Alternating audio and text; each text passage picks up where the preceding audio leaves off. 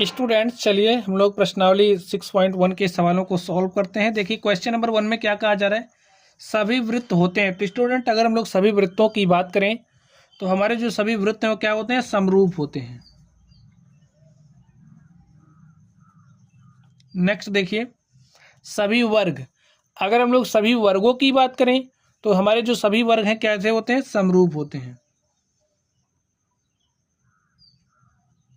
आगे देखिए, सभी त्रिभुज समरूप होते हैं। तो स्टूडेंट, जो हमारे समबाहु त्रिभुज होते हैं ना, सभी समबाहु त्रिभुज समरूप होते हैं।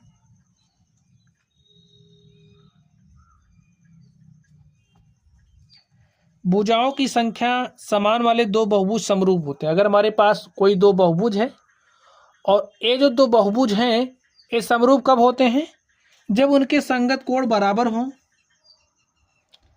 संगत कोण बराबर हों तथा उनकी जो संगत भुजाएं हैं वो क्या हों, समानुपाती हों, एक ही अनुपात में हों। तो संगत भुजाएं जब समानुपाती होती हैं, संगत कोण बराबर होते हैं, तो जो हमारा बहुभुज होता है क्या होता है, समरूप होता है। चलिए अब हम लोग अगले क्वेश्चन पर चलते हैं और देखते हैं अगले क्वेश्चन में क्या कहा जा रहा है। तो यहाँ पर आप लोग ध्यान से देखिए, निम्नलिखित युग्मों के दो भिन्न भिन्न उदाहरण दीजिए। तो यहाँ पर हमें बताना है, समरूप आकृतियों का उदाहरण देना है। ऐसी आकृति जो समरूप नहीं है हमें उसका भी उदाहरण देना। तो चलिए स्टूडेंट यहाँ पर आप लोग समरूप और सर्वांगसम सुन रहे हैं, लेकिन अभी तक आपको पता नहीं है कि समरूप और सर्वांगसम क्या होता है। तो चलिए हम लोग इस बात को भी समझ लेते हैं। आप समझिए, हमारे पास कोई भी बहुभुज है, कोई भी आकृति है, ठीक है। अभी हम आकृति की बात कर रहे हैं, कोई भी आकृति है।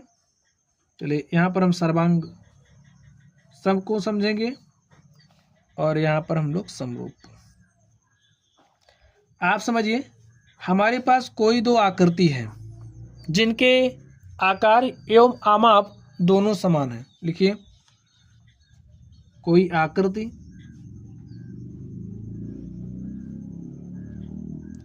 जिनके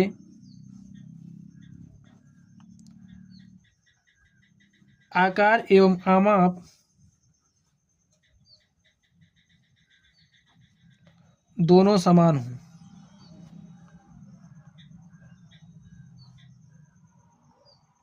दोनों समान हों तो ऐसी जो आकृतियां होंगी उन्हें हम सर्वांगसम कहेंगे। जैसे आप समझिए, अगर हमने यहाँ पर एक वृत्त बनाया, ये जो वृत्त है इस वृत्त की त्रिज्या हमने ले ली 2 सेंटीमीटर, ठीक है, और इसको हमने नाम दिया कि हमारी आकृति 1 है। यहाँ पर हमने दूसरा एक वृत्त बनाया और ये जो हमारा दूसरा वृत्त है इसकी भी त्रिज्या हमने कितनी ले ली, 2 सेंटीमीटर। सेंटीमीटर इसकी भी त्रिज्या, इसकी, और इसको हमने आकृति 2 मान ली। अब आपको बात यहाँ पर समझना है, आप जब 2 सेंटीमीटर त्रिज्या का वृत्त लेकर के बनाओगे तो आप पाओगे ये एकदम हूबहू इसके जैसा ही होगा। और देखिए, अब यहाँ पर आकार एवं आमाप को आप लोग समझ गए तो समझिए सर्वांगसम आपकी समझ में आ गया। आकार का मतलब, जैसे ये जो आकृति है इसका आकार क्या है, वृत्ताकार है, वृत्त है, ये भी वृत्त है, तो आकार तो समान हो गए। आमाप यानी कि इसकी जो लंबाई चौड़ाई जो कुछ भी है, इसकी जो माप है वो समान होनी चाहिए। तो 2 सेंटीमीटर त्रिज्या का वृत्त ये है, 2 सेंटीमीटर का ये भी है, तो हम कहेंगे कि ये जो दोनों आकृतियां हैं वो क्या है, सर्वांगसम है। तो यहाँ पर जो चिन्ह देख रहे हो किसका होता है, सर्वांगसम का। तो इस आधार पर हम कह रहे हैं कि ये जो दोनों हमारी आकृतियां वो कैसी हैं, सर्वांगसम है। चलिए एक एग्जाम्पल हम लोग और देख लेते हैं। अब आप समझिए, हमने एक आकृति बनाई, ये हमारी एक आकृति होगी, ठीक है, ये हमारा क्या वर्ग है, और इसकी जो लंबाई है, वर्ग में आपको पता ही है सारी भुजाओं की लंबाइयाँ समान होती हैं, तो 2 सेंटीमीटर की हैं। हमने दूसरा एक वर्ग लिया, ये हमारा क्या हो गया, दूसरा वर्ग हो गया।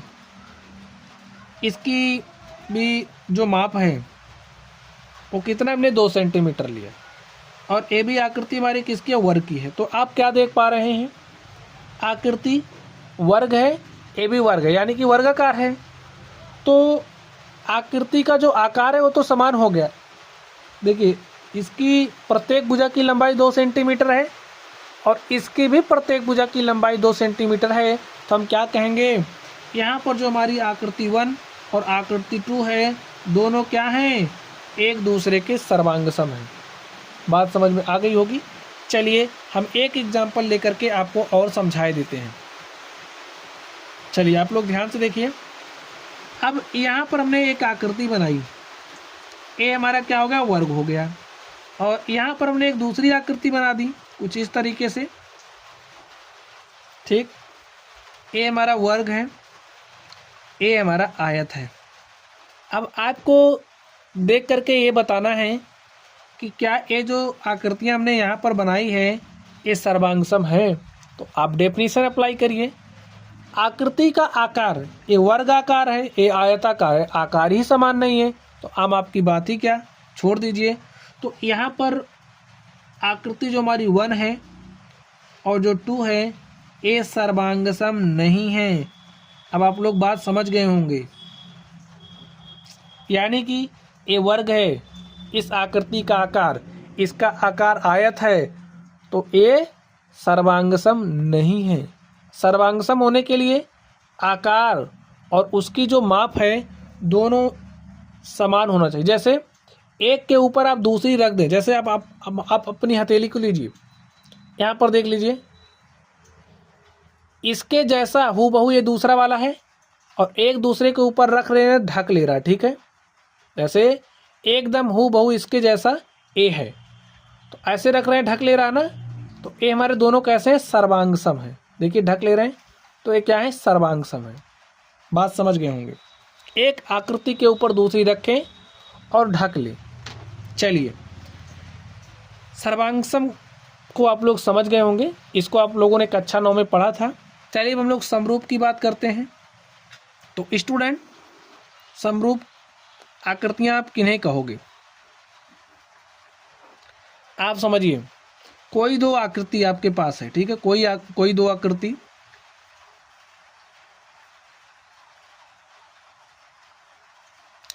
जिनके आकार समान है,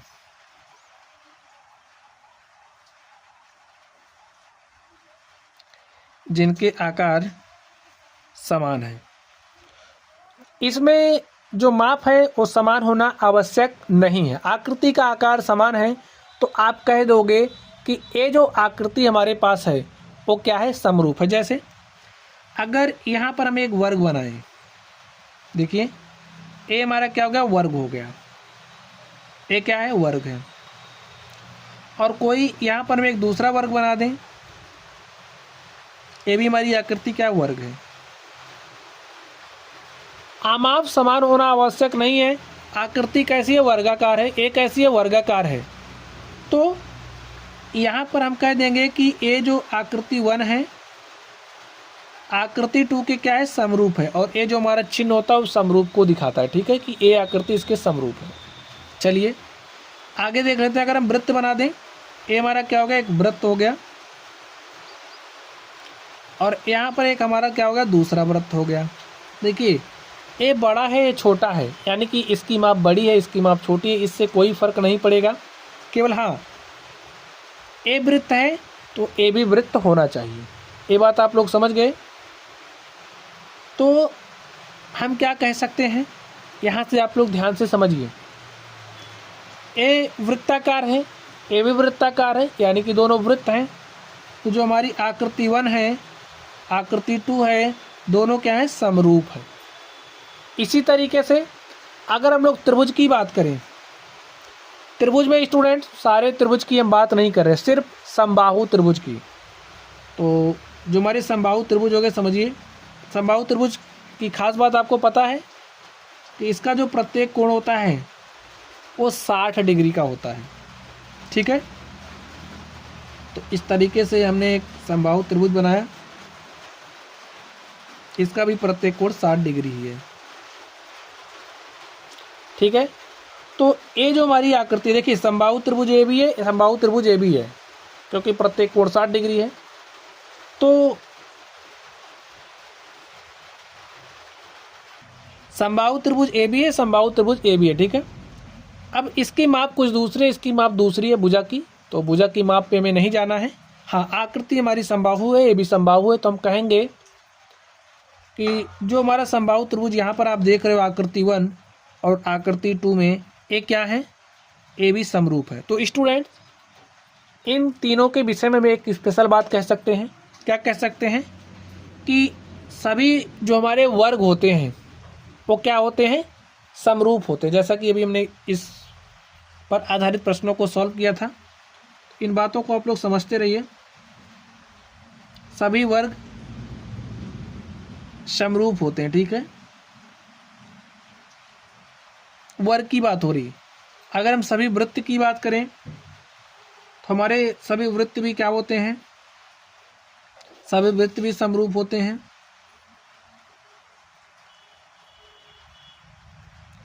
और अगर हम सभी समबाहु त्रिभुज की बात करें, बात समझिए ध्यान से, सभी समबाहु त्रिभुज भी समरूप होते हैं।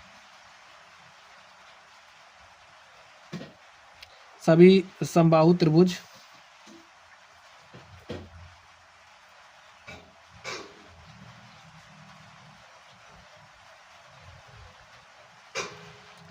समरूप होते हैं। स्टूडेंट्स अब मात्र इस डेफिनेशन से अब हमारे पास दूसरे भी तरह की आकृति आएगी। हमारे पास आयत आएगा, हमारे पास त्रिभुज आएगा, या फिर हमारे पास समलंब आएगा। तो वो जो आकृतियां हैं उनको देखने मात्र से हम ये नहीं बता सकते कि हमारी आकृति समरूप है या नहीं है। चलिए हम आपको एक एग्जाम्पल के माध्यम से समझाते हैं, ठीक है। आप समझिए, आकृति अभी हम ले रहे हैं। आकृति जैसे हमने यहाँ पर कोई आकृति ले ली, आप समझिए स्टूडेंट्स। अब आप लोग बात को ढंग से समझना। जैसे हमने यहाँ पर अभी आपको कुछ एग्जाम्पल्स दे रहे हैं और आपको बताना है कि आकृतियाँ समरूप हैं या नहीं है, ठीक है। तो आप बताइए, हमारे पास एक ये आकृति है और दूसरी हमने ए बना दी। ए हमारी आकृति 1 हो गई और ए हमारी आकृति 2 हो गई। अब आपको बताना है कि क्या ये जो आकृतियाँ यहाँ पर आप देख रहे हो ये समरूप है या नहीं है। चलिए अब हमने एक दूसरी आकृति बना दी, आपको बताना है। जैसे हमने ए बनाया, आपको समरूपता को डिफाइन करना है। हमारे पास एक दूसरी आकृति हो गई। चलिए और हम अब आप बताना है आपको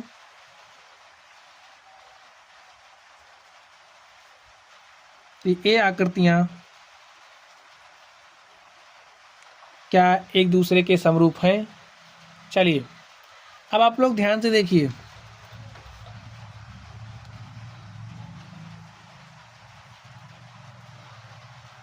अब आपको बताना है कि ये जो हमारी आकृति है वो क्या समरूप है।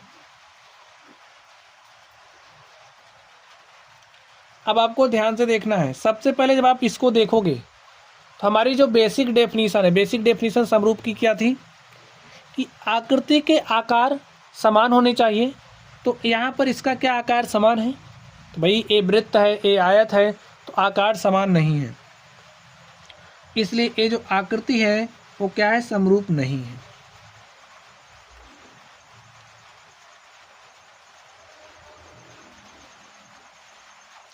अब स्टूडेंट्स ये हमारा आयत है, ये भी आयत है, लेकिन अब आप इसको देखने मात्र से ही या नहीं कह सकते कि ये हमारी जो आकृति है वो समरूप है या नहीं है।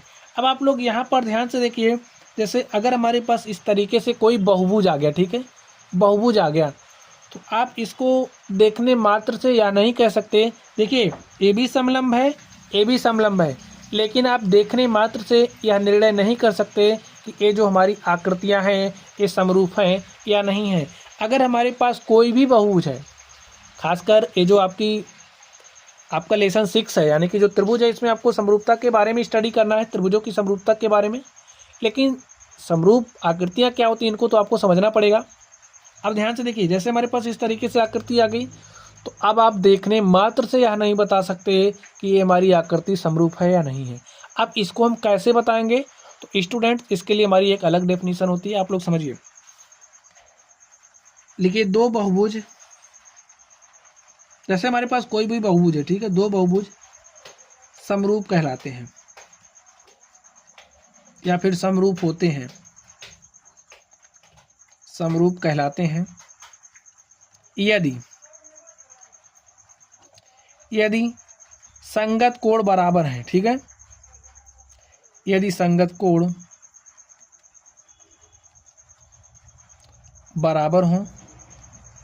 और दूसरी बात क्या होनी चाहिए? तो स्टूडेंट भुजाओं की समान संख्या वाले दो बहुभुज, ठीक है, थोड़ा सा आप यहाँ पर चेंज कर लीजिए, भुजाओं की संख्या समान होनी चाहिए, भुजाओं की समान संख्या वाले दो बहुभुज समरूप कहलाते हैं यदि उनके संगत कोण बराबर हों तथा इसकी संगत भुजाएं, देखिए, तथा इसकी संगत भुजाएं किसमें हो? समानुपात में हो या फिर एक ही अनुपात में हो।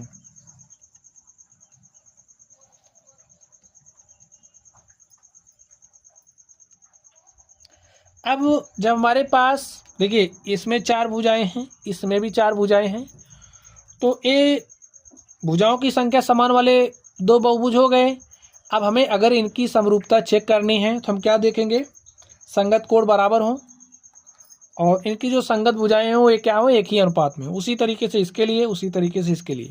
हाँ, वृत्त, वर्ग और समबाहु त्रिभुज के लिए हमें ध्यान रखना है कि सभी समबाहु त्रिभुज समरूप होते हैं, सभी वर्ग समरूप होते हैं और सभी वृत्त भी समरूप होते हैं, ठीक है। चलिए स्टूडेंट, इतनी बात आप लोग समझ गए होंगे। अब हमारा जो क्वेश्चन नंबर 1 था इसी कॉन्सेप्ट से संबंधित था, कॉन्सेप्ट हमने आपको सिखा दिया है। चलिए अब आप लोग इस क्वेश्चन नंबर 2 को ध्यान से देखिए। हमें दो भिन्न भिन्न उदाहरण देने हैं किसके? समरूप आकृतियों के। तो अब आपको समरूप आकृतियां दिखानी है, तो समरूप दिखाने के लिए देखिए, समरूप आकृतियां होनी चाहिए। अभी भी हमने स्टडी किया हमारी सभी वृत्त कैसे होते हैं? समरूप होते हैं। तो आप बना दो ऐसे, ये आकृतियां क्या हैं? समरूप हैं। चलिए इससे अलग हम आपको कुछ बना के दिखा रहे हैं। आप समझिए, हमारे पास एक त्रिभुज हो गया इस तरीके से और ये दूसरा त्रिभुज हो गया, ठीक है। अब हमें समरूप बनाना है तो इसको हम नाम दे रहे हैं ABC। समरूप होने की स्टूडेंट जो प्रॉपर्टी भी हमने सीखी कि भुजाएं समान होनी चाहिए। तो देखिए, 3 भुजा वाला बहुभुज ए भी है, 3 भुजा वाला बहुभुज ए भी है, ठीक है। संगत कोण बराबर होनी चाहिए, चलिए इसको नाम दे देते हैं पहले DEF। संगत कोण बराबर होने चाहिए। अगर हमने माना ए वाला हमारा जो एंगल है वो बराबर है इसके संगत कोण ए हो गया। अब ए वाला जो एंगल है वो बराबर है इसके। अगर हम इस वाले एंगल की बात करें, ए वाला जो हमारा एंगल है वो इसके बराबर हो गया। तो अभी आप लोग समरूपता की जब कसौटी पढ़ोगे तो यहाँ पर एंगल एंगल एंगल समरूपता की कसौटी हो रही है, फॉलो। तो इसकी बात हम लोग नेक्स्ट क्लास में करेंगे। तो अभी आप लोग समरूप आकृतियां बना लीजिए। ए हमारी आकृति इसके समरूप हो गई। हमें 2 आकृतियां बनानी थी, हमने बना लिया। 2 उदाहरण देने थे, हमने दे दिया। चलिए, ऐसी आकृति जो समरूप नहीं है, अब भैया समरूप ना हो इसके लिए आप क्या करोगे? आकृति का आकार ही चेंज कर दो। इसको आप वृत्त बना दो और इसको आप वर्ग बना दो। लो, या क्या हो गई? समरूप नहीं है।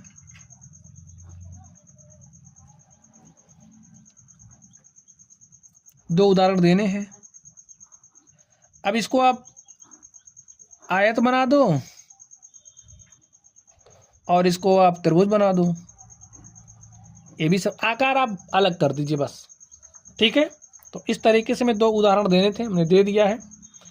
ये भी आकृति समरूप नहीं है कि हमें उदाहरण देना था। चलिए अब हम लोग अगले क्वेश्चन पर चलते हैं और देखते हैं हमारा अगला क्वेश्चन क्या है। तो स्टूडेंट क्वेश्चन नंबर 3 आप लोग ध्यान से देखिए।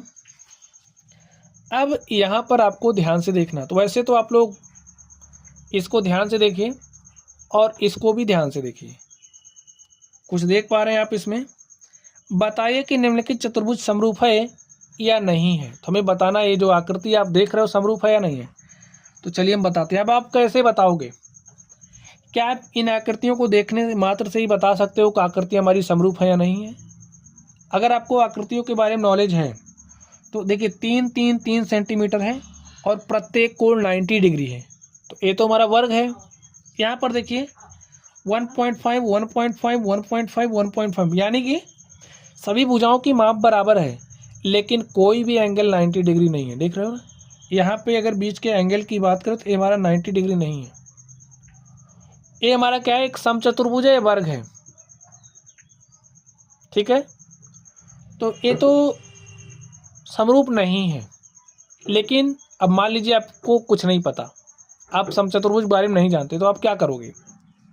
हम देखेंगे वही दो समान, देखिए हमारे पास क्या होना चाहिए? भुजाओं की संख्या समान वाले दो बहुभुज समरूप कहलाते हैं। कब? यदि उनके संगत कोण बराबर हो। तो संगत कोण देख लीजिए।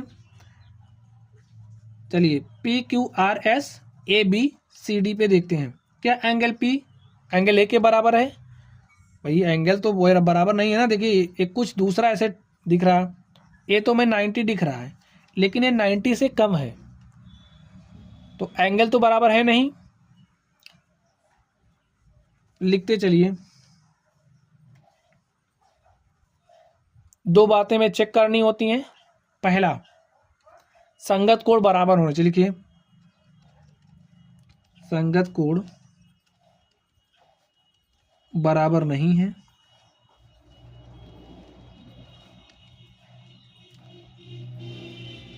और हाँ, संगत कोण बराबर होने चाहिए। भुजाएं जो हैं, संगत भुजाएं समानुपात में होनी चाहिए। दोनों प्रॉपर्टी होल्ड करनी चाहिए। तो यहाँ पर अगर आप ले लोगे PQ और AB का अनुपात लोगे तो आपको क्या मिलेगा? 2:1। ठीक है, तो इसका और इसका अनुपात लोगे तो 1:2 मिलेगा। देखिए 1.5/3 करोगे तो 1.5 1 के 1.5 2 3, तुम्हें 1:2 मिलेगा। तो इसकी सभी भुजाएं 1:2 के अनुपात में है। इसका आपने इसके साथ लिया और इसका इसके साथ लोगे तो इसका इसके साथ लोगे और इसका इसके साथ लोगे तो आप पाओगे सभी भुजाएं 1:2 के अनुपात में हैं, लेकिन संगत कोण बराबर नहीं है। लिख दीजिए सभी भुजाएं समानुपात में हैं,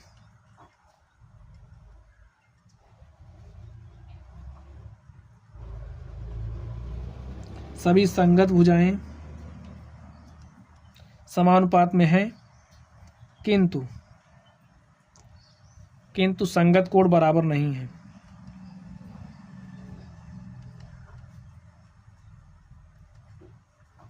बराबर नहीं है, इसलिए दिया गया चतुर्भुज